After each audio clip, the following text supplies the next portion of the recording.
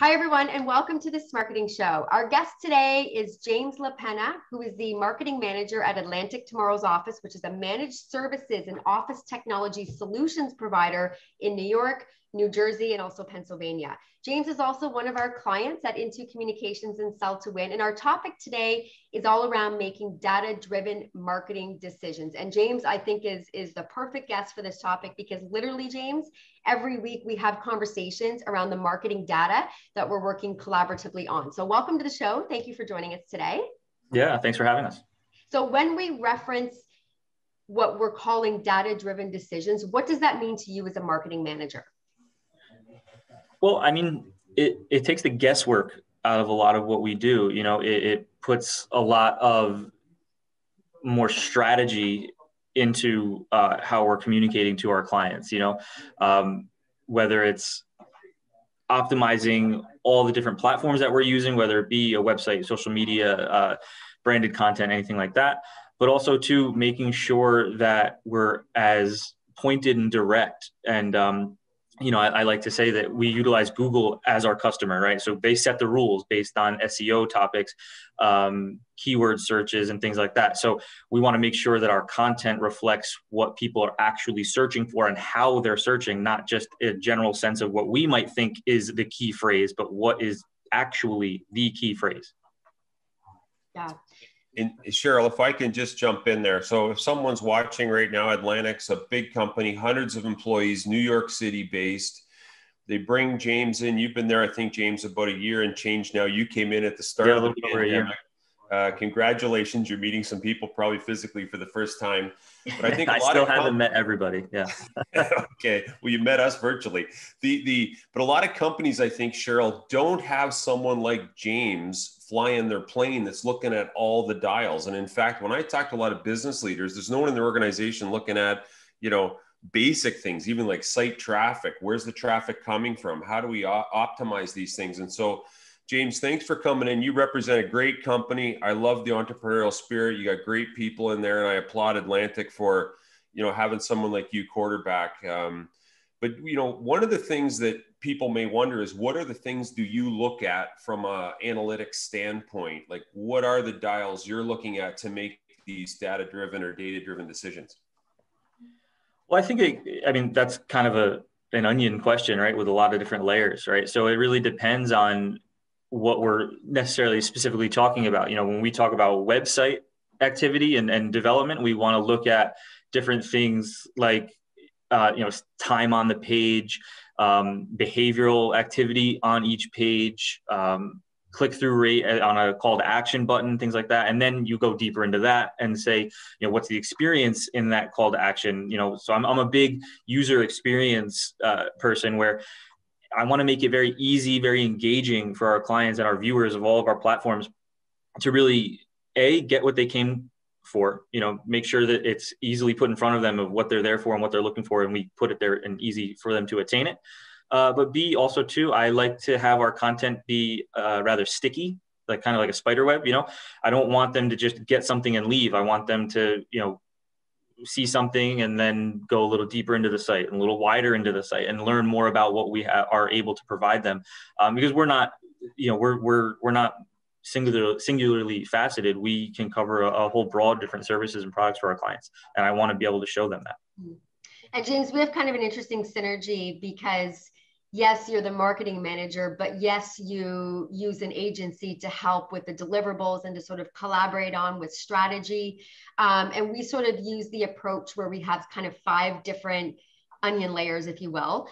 We look at evaluating what's there. We look at analyzing what's happened and what those results have been. We strategize on how we're going to do things different. We monitor what it is that we do, and then we optimize. So when it comes to actually pulling together the assets that you're going to start to evaluate, let's walk through some of those assets. I know you talked about web page, but what else would you consider a digital marketing data asset that you would be evaluating? Well, it's anything that we can deliver to our clients, right? So that's, we do a ton of email work. We do a ton of eBooks, white papers. We're now given our environment and as we're shifting to a more digital remote work, as that digital transformation starts to really take shape. We're really delivering a lot of webinars through this process, and we've seen a ton of traction through that. And then also too, you take the more traditional assets, presentations, PDFs, sell sheets, and things like that. But also now we try to leverage some technological aspects, whether we backlink to that previous content that we just mentioned on a brochure, but it's now digital.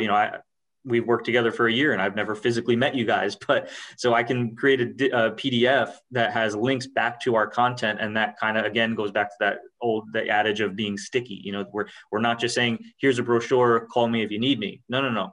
Click, learn, read, develop, sign on, sign up for a newsletter, all the different ways to keep in contact with us.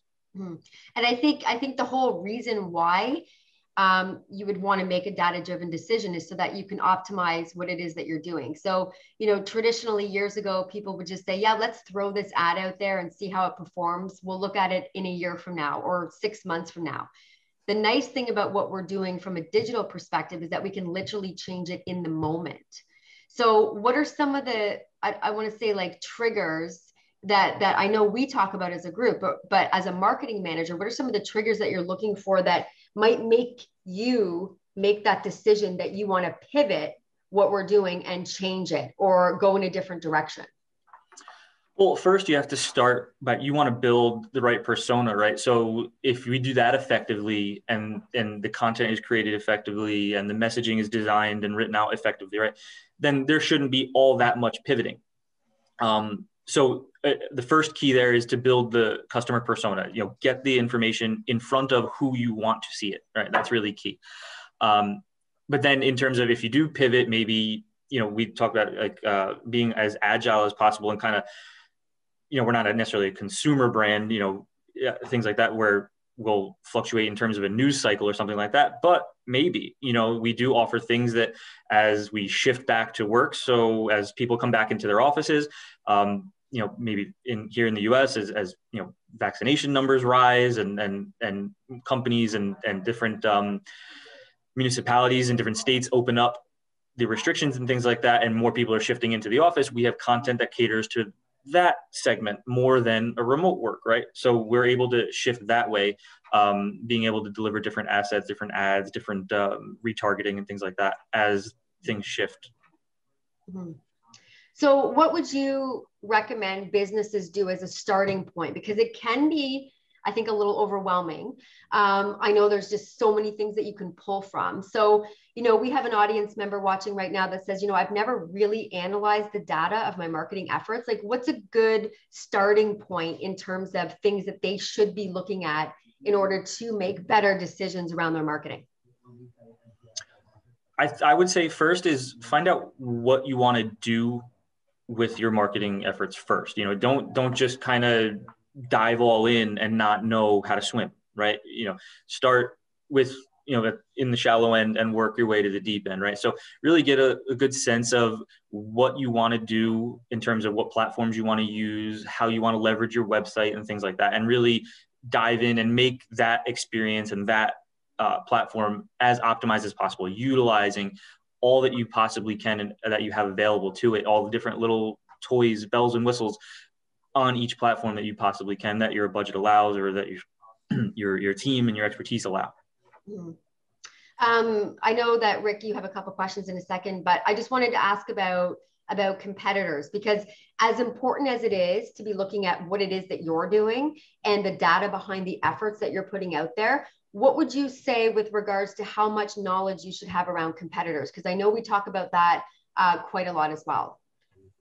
Well, sure. I mean, you definitely want to know what the entire, the environment around you is doing and how they're operating, what's working for them, what's not working for them, because you can capitalize on either aspect, right? You can either kind of see what's been working and try and leverage that to your own benefit. And on top of that, you can say what's not been working, or maybe where they're missing, or where a competitor is not really entering into a market that maybe we have an expertise in, that we can deliver more value, Mm-hmm. And I know, in layman terms, James is doing a great job hijacking activity that might be going to a competitor based on some of the stuff you guys are doing. But again, it comes back to the analytics to know where people are. So just a thought, James did not come from the copier managed services background. And I think the traditional marketing manager, Cheryl, is someone who did feature sheets or came up with visual concepts. And, you know, I don't mean to minimize it, but I think someone like James is very tight on the math that's behind all the analytics and what needs to be done. Now, James, you got a whole other gear in terms of visuals and stuff as well, I know, but I think people underestimate that someone doesn't have to have the visual skills to necessarily quarterback what plays should be run, when, how, retreat on that, move over here, this page got to go that way. I think it's a big math play. Now, that said, you're in the middle of, you know, a leadership team, right? You've got frontline salespeople that I'm sure have, you know, A-type personalities. So what are some of the challenges, as you smile there, in your role that that you face, and how do you overcome them, if I may ask? Well, for one, you know, I'm way more in my comfort zone, or where I like to operate as a thinker, not necessarily a doer. I like to build out the process and the workflows. You know, Cheryl and I, we kind of go at it a little bit sometimes, where I'll come up with this great grandiose idea, and then she pulls me back off the ledge and says, James, I know the feeling. I know the feeling, guy. I'm with you. Yeah. Yeah. So, but as you mentioned, you know, I didn't come from, you know, this space. So it was important to match up with an agency that spoke the language of the industry, but then also had the breadth of services that we can share and collaborate on, because, you know, there's different scales and different levels of and focuses and disciplines in marketing. There's, you know, where I kind of like to live is, you know, building, you know, that customer relationship, customer experience, and more of the workflow and the programs, right? And then there's the graphic designs, and there's video content, and then there's, you know, copywriting, you know, there's all kinds of different levels. Now I'll work and you know, partake in all of it, but to be honest, and quite frankly, I don't like to. And I'm also a big proponent of letting professionals do what professionals do, what, you know, what they're professional in, right? So for me to put together, you know, a video campaign, it'll look okay, it'll look good, but it'll also look like I did it, where I want it to look like a videographer and an editor and someone that has their, you know, their teeth cut in that field done. Like, I want to be able to a wow factor, because, you know, and you know, working with Atlantic years past and prior to my tenure here, we hold ourselves to a very high standard. So for me to put out even my best is not going to be what Atlantic would put out. And I am very aware of that and very understanding of that. And that's why we have the relationship we do, because we like to put out our best foot forward. Well, James, thank you so much for joining us today. And I think, you know, you've mentioned the word customer experience a lot. And I think ultimately that's the end goal of everything that you're doing. And the whole reason why you're looking at data and making those decisions, because that data is telling you what that customer experience actually looks like. If you want to check out some of the deliverables and some of the assets that Atlantic Tomorrow's Office has created, you can look at their website, which is tomorrowsoffice.com. Check out their social channels. And of course, you can always follow James on LinkedIn. James, you always have great content. Thank you once again for agreeing to come on. It was a pleasure to have you. Yeah, thanks.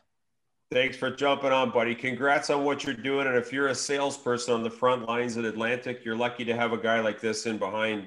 Too many organizations don't have someone thinking the way he does. So thanks for the relationship. And again, for jumping on today, buddy. Good job. I appreciate the endorsement. Thank you. We'll see you next week, everybody.